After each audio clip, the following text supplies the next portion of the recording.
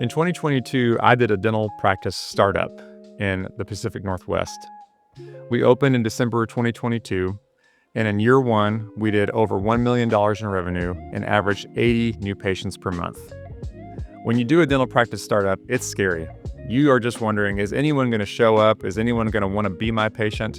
And what I'm telling you is that most dentists try to sell out and make huge sacrifices to get new patients. You tend to get a network with a lot of insurance companies. You tend to make sacrifices on your core values and your unique selling proposition, and really treating who would be considered your ideal patient.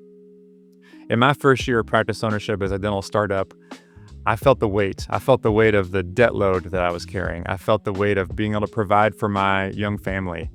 And implementing specific strategies to get high new patient flow really brought a ton of peace of mind, and it helped me scale my practice quickly, as well as give me plenty of clientele to treat and get experience in identifying who is the perfect client for me in my practice. Who did we really want to treat? When you have high new patient flow, you have the freedom to say no and to say yes in order to get to a practice and lifestyle that really speaks to you and helps you make progress towards the life that you want. In order to average such high new patient flow in our first year of doing a dental practice scratch start, we had to start with identifying our ideal client. This is huge. As a dentist, if you don't know who your ideal person to serve is, you're going to be shooting in the dark. We'll go into more detail on how to really dive deep into who your ideal patient is, but let me just give you a couple quick tips. If you've been a dentist for any amount of time, just number one, think about who are some of your favorite people you've worked on. How old were they? Were they male? Were they female? What were their hobbies? What did they do? More than likely, you could probably come up with 5 people right off the bat that you would love to treat if you could just do that all day long. Second step is we had to really get serious about ground marketing. We'll go into more detail on exactly what ground marketing is and how to do it very strategically. But essentially, once you've identified your ideal client or your ideal patient, you can figure out exactly where they are. Where do they hang out? Where do they work? How can you get to them directly? When you're doing a dental startup, you don't have a ton of funds, but you do have some time. And if you can take the time to go to these places directly, whether it's an employer group, a club, a nonprofit, and where your ideal patient is hanging out, and get to them directly, that will significantly boost your new patient flow. But the third and most effective thing that we did was we had a VIP list. Everybody loves to feel world-class. If you can go to a place and say, hey, I am looking to bring on new patients. I'm opening a new dental practice. Would you like to be on our VIP list and be one of our first patients that comes in to our dental practice startup? They will really resonate with that. Everybody loves to be a part of a story. Everyone loves to be on the ground floor of something that's being built. And when you go and you already have a list of people and their contact information, instead of maybe getting 20 to 30 new patients in your first year of being an owner, you can get that 50, 80, 100 plus new patient flow by having a list of people and filling your schedule up right from the get-go. To tell you a story about one of my colleagues, as I was in a group of other dentists that were doing dental startups all over the United States, I had a friend of mine, let's just call him John. Now, John was honestly one of the most skilled dentists that I'd met.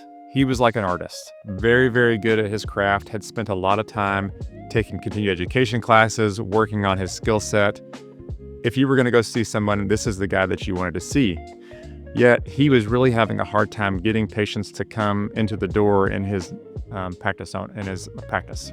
What I saw was he didn't fizzle out. He didn't go bankrupt, right? He wasn't in a dire straits. But what I found was he still had to work to supplement his income to continue to keep his practice afloat while working somewhere else. Therefore, his life led to working 5 or 6 days a week, long hours, just really working really, really hard in order to keep his practice afloat.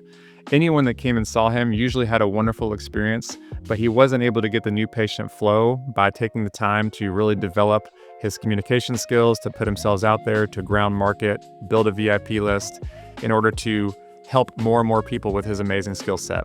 It's really a shame. There's so many dentists out there who are super skilled, but don't get the new patient flow they need because they just don't take a couple easy steps to put themselves out there and build their practice. As a new practice owner that was looking to recruit more new patients into my practice, I can tell you that it's hard to develop your exact vision of who you want your ideal patient to be, as well as it's hard to put yourself out there to go out and find them. So I want to tell you a couple stories of my experience with ground marketing as a dental practice owner, as well as really honing in who I want my ideal patient to be, because it's an evolving process. The first one is going into a business where I felt like this is a place where I think my ideal client tends to be, right? The workers that are here, the business owner that I had a personal connection with, I feel like this was going to be a good fit.